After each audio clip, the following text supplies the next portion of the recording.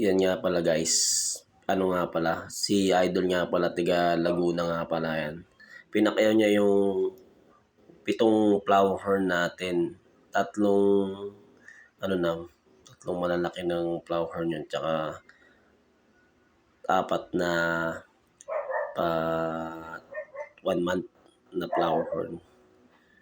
Pinakayaw niya talaga sa akin lahat yun. Gabi na siya pumunta dyan, bandang mga alas 10. From Laguna to Angono, pinuntahan niya yung flower natin. Inuubos niya talaga, kaya wala na tayong mga flower dito.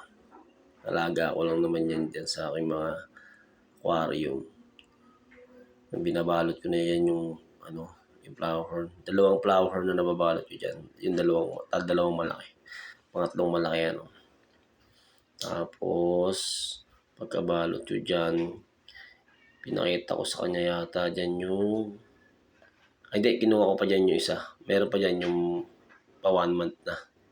Yan, kinukuha ko yung pa 1 month na dyan. Yan, pinakita ko sa kanya yung yung pa 1 month din. Na 3 nasa lagayan ng Wilkins. Nakita ko sa kanya kung pwede na ba sa kanya. Mura ka lang naman nabenta sa kanya, kaya inubos niya yung natin. Yung 7 flower natin. Yan. Sinecheck niya. Sinecheck niya din yung mga gapi natin dyan. Yan, binabalot niya na yung mga flower dyan.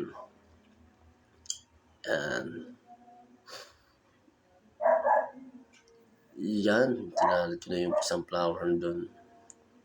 Ayan. Tamang kwento rin sa Idol dyan.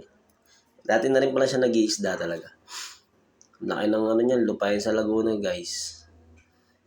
Malawak daw yung lupain niya doon, kaya mag-aalaga daw siya ng mga isda. Pero may mga isda na siya doon sa kanila. Trip niya lang yung flower natin. Ayan. Ayos, di ba? Tamang pulos. Ang layo niya, Laguna to Angono. Pero ang gagawin niya dyan, pupunta muna sa patid niya sa Taguig, tapos kinabukasan siya uwi ng Laguna. Kaya yung isda natin, mula Angono pa, pupunta ng Taguig, tapos iuwi pa ng Taguig to Laguna. Yun ang mangyaring biyahe ng isda natin.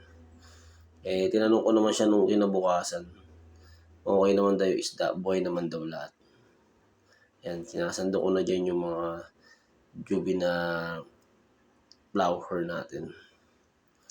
Nabus niya talaga yung flower natin. Wala talagang tinira si Idol. Solid ka transaction si Idol sa asting mga isda.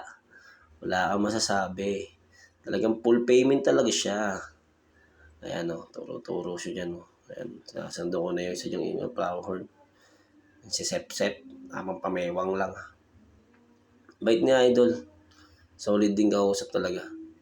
Nag-down nga siya dyan ng 500 para sa kanya na mapunta lahat ng flower Nabahalot yung isda natin dyan. Ayan guys. Guys, thank you sa mga nagpa-follow at nagsishare ng mga videos natin Maraming salamat. Solid kayo. Ayan, pinicture ako na nga pala si Idol dyan. Ayan Hanggang sa susunod na video guys. Paalam.